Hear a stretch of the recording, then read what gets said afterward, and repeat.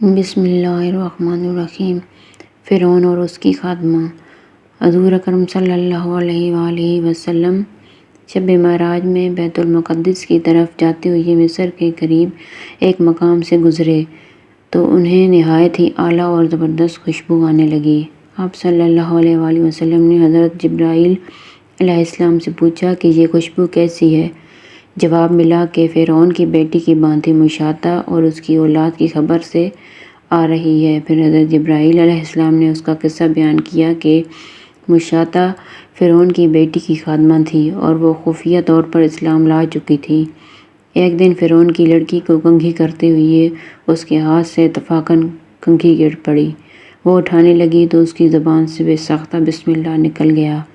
اس پر شہزادی نے کہا کہ تو نے آج عجیب کلمہ بولا، رب تو میرے باپ فرعون ہی ہیں، تو پھر تم نے یہ کس کا نام لیا ہے؟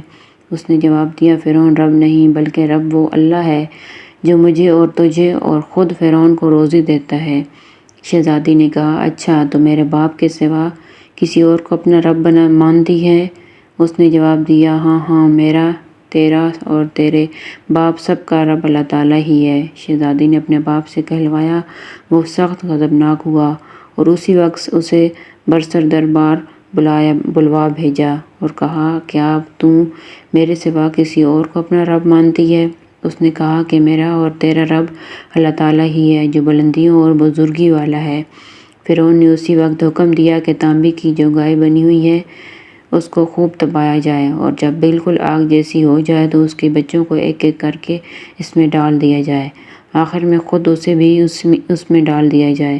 چنانچہ وہ گرم کی گئی۔ جب آگ جیسی ہو گئی تو حکم دیا کہ اس کے بچے کو ایک ایک کر کے اس میں ڈالنا شروع کرو۔ اس نے کہا، بادشاہ ایک درخواست میری منظور کر دو، یہ کہ میری اور میرے ان بچوں کی ہڈیاں ایک ہی جگہ ڈال دینا۔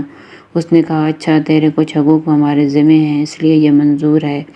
اس کی دونوں بچیاں اس کی آنکھوں کے سامنے اس میں ڈال دی گئیں اور وہ فوراً جل کر راکھ ہو گئے۔ پھر سب سے چھوٹے کی باری آئی جو ماں کی چھاتی سے لگا ہوا دودھ پی رہا تھا۔ فرعون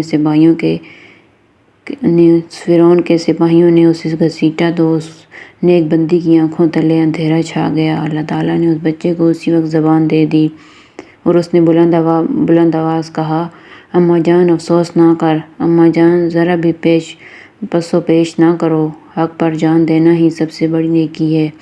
چنانچہ انہیں صبر آ گیا، اس بچے کو بھی آگ میں ڈال دیا گیا اور آخر میں ان کی ماں کو بھی اسی آگ میں جلا کر مار دیا۔